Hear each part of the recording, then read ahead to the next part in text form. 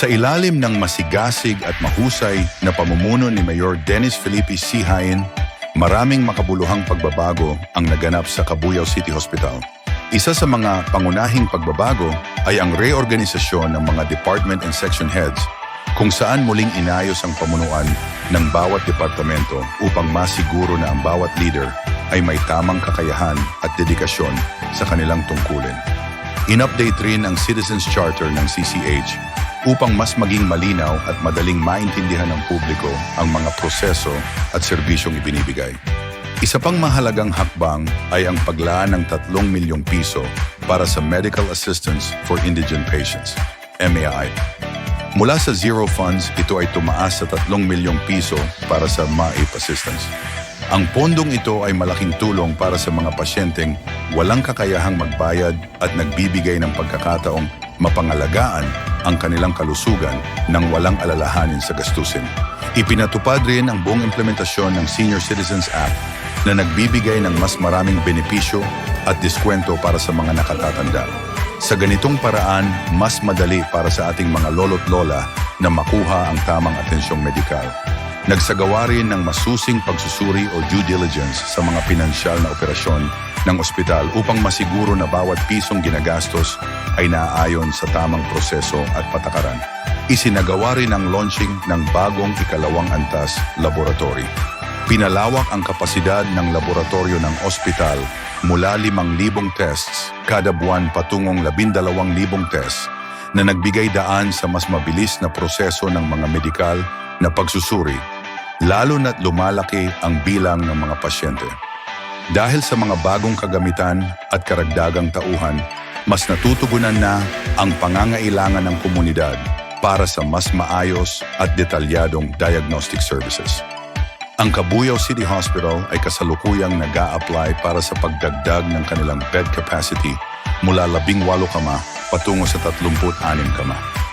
Meron itong air-conditioned pedia ward na may 15 bed capacity, air-conditioned non-infectious adult ward na may 13 kama, well-ventilated infectious adult ward na may 15 kama, at 5 isolation rooms.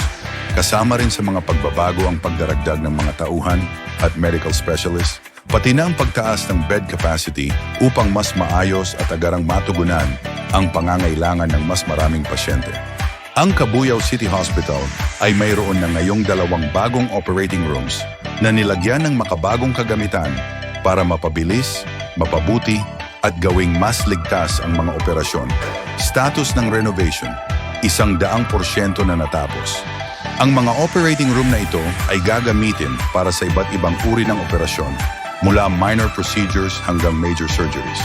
Kasama sa mga bagong kagamitan, ang advanced surgical lights at nagkaroon din ng demonstration ng anesthesia machines kasama ang ating mga doktor at nurses. Kasama na rin ngayon ang ospital sa Laguna Referral Network at Laguna Healthcare Provider Network. Ang Cabuyao City Hospital ay nadagdagan ng mga ambulansya at pasyenteng transport vehicle upang mapabuti ang serbisyong medikal. Ang mga bagong sasakyan ay magbibigay ng mas mabilis at ligtas na pag-access sa mga pasyente. Ang Cabuyao City Hospital ang unang hospital facility sa Calabarzon na gumamit at nagpatupad ng Integrated Hospital Operational Management Information System, iHomies Plus. Ang sistemang ito ay nagbibigay daan sa mas mabilis na retrieval at madaling access sa patient data na nagpapababa ng waiting times ng mga pasyente at nagpapabilis sa proseso para sa mga empleyado ng ospital. Kasama sa mga innovative features ng system ang admission, cashier, medical records, billing, pharmacy, at claims processing. Sa pangunguna ni Mayor Dennis Felipe C. Hain, kasama ang mga magagaling na konsehal ng Cabuyao, ang mga hakbang na ito ay patunay ng kanilang pagsusumikap na maghatid ng episyente at mataas na kalidad na serbisyong medikal para sa mga Kabuyaño. Ang mga inisyatibong ito ay hindi lamang nagpapabuti sa operasyon ng ospital, kundi nagtitiyak din na bawat mamamayan ay may access sa dekalidad na pangangalagang pangkalusugan